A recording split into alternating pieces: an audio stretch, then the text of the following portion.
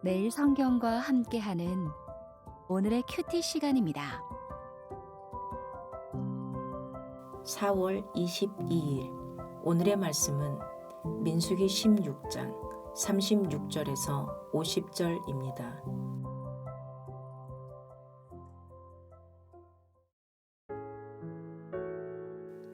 여호와께서 모세에게 말씀하여 이르시되 너는 제사장 아론의 아들 엘르아살에게 명령하여 붙는 불 가운데서 향로를 가져다가 그 불을 다른 곳에 쏟으라. 그 향로는 거룩함이니라. 사람들은 범죄하여 그들의 생명을 스스로 해하였거니와 그들이 향로를 여호와 앞에 드렸으므로 그 향로가 거룩하게 되었나니 그 향로를 쳐서 제단을 싸는 철판을 만들라. 이스라엘 자손에게 표가 되리라 하신지라. 제사장 엘르아살이 불탄 자들이 드렸던 놋 향로를 가져다가 쳐서 제단을 싸서 이스라엘 자손의 기념물이 되게 하였으니 이는 아론 자손이 아닌 다른 사람은 여호와 앞에 분향하러 가까이 오지 못하게 함이며 또 고라와 그의 무리와 같이 되지 않게 하기 위함이라. 여호와께서 모세를 시켜 그에게 명령하신 대로 하였더라. 이튿날 이스라엘 자손의 온 회중이 모세와 아론을 원망하여 이르되 너희가 여호와의 백성을 죽였도다 하고 회중이 모여 모세와 아론을 칠 때에 회막을 바라본즉 구름이 회막을 덮었고 여호와의 영광이 나타났더라. 모세와 아론이 회막 앞에 이르매 여호와께서 모세에게 말씀하여 이르시되 너희는 이 회중에게서 떠나라. 내가 순식간에 그들을 멸하려 하노라 하시매 그 두 사람이 엎드리니라. 이에 모세가 아론에게 이르되 너는 향로를 가져다가 제단의 불을 그것에 담고 그 위에 향을 피워 가지고 급히 회중에게로 가서 그들을 위하여 속죄하라. 여호와께서 진노하셨으므로 연병이 시작되었음이니라. 아론이 모세의 명령을 따라 향로를 가지고 회중에게로 달려간즉 백성 중에 연병이 시작되었는지라. 이에 백성을 위하여 속죄하고 죽은 자와 산 자 사이에 섰을 때에 연병이 그치니라. 고라의 일로 죽은 자 외에 연병에 죽은 자가 14,700명이었더라. 연병이 그침에 아론이 회막문 모세에게로 돌아오니라.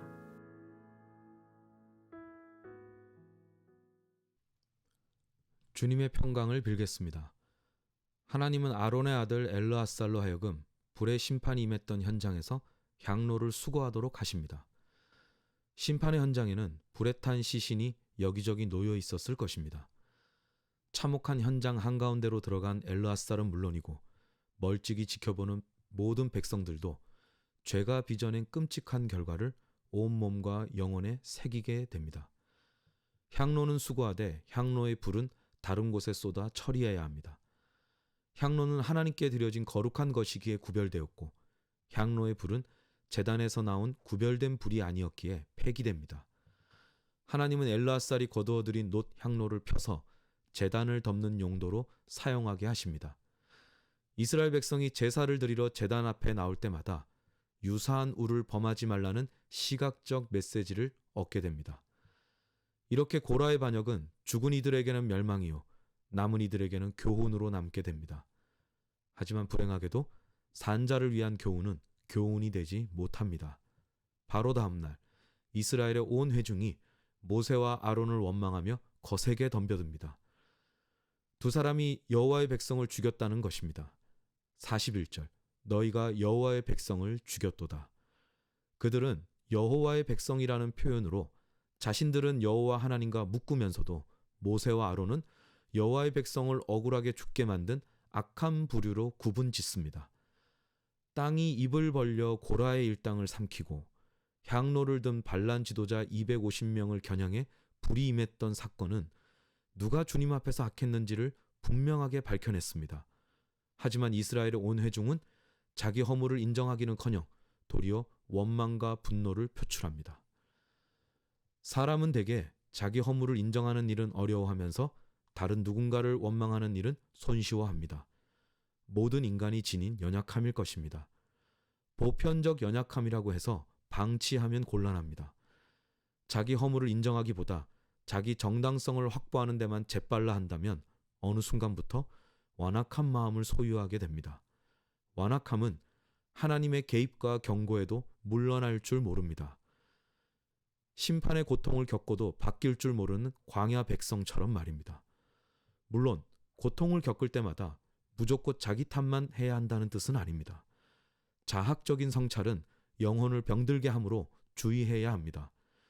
우리에게 필요한 것은 고통을 겪을 때 생각할 계기를 마련하는 것입니다. 고통의 시간이 올 때 그동안 내세웠던 명분과 구실, 그 이면에 숨겨진 진짜 동기를 살펴볼 수 있습니다. 목적은 선했으나 그것을 이루어내는 방식이 그릇되지는 않았는지 돌아볼 수도 있습니다. 열심히 산다고 살았는데 중요한 것을 놓친 것은 아닌지 숙고할 수도 있습니다.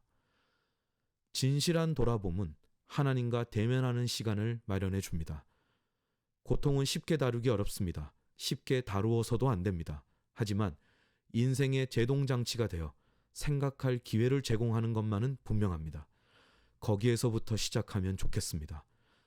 그러면 주께서 깨달아야 할 바를 깨닫게 하시고 수용해야 할 바를 수용하게 하시고 바꾸어야 할 바를 바꾸게 하시고 싸워야 할 바를 싸우게 하실 것입니다. 하루 만에 반복된 반역으로 하나님은 분노를 발하십니다. 45절 너희는 이 회중에게서 떠나라. 내가 순식간에 그들을 멸하려 하노라. 모세와 아론은 이번에도 엎드립니다. 하지만 두 사람의 중보는 하나님을 따라잡지 못합니다. 모세와 아론이 설득할 틈도 주지 않은 채 회중을 연병으로 신속히 치셨기 때문입니다. 하나님의 즉각적인 타격으로 백성들이 순식간에 쓰러져 갑니다. 그러자 두 사람이 신속히 움직이기 시작합니다. 모세가 아론에게 향로에 제단의 불을 담아 회중 가운데 진입해 그들을 위해 속죄하라고 명합니다. 아론은 모세의 말대로 따릅니다. 아론이 회중 사이에 뛰어들어 향로의 연기로 속죄의 기도를 올리자 비로소 연병이 멈췄습니다.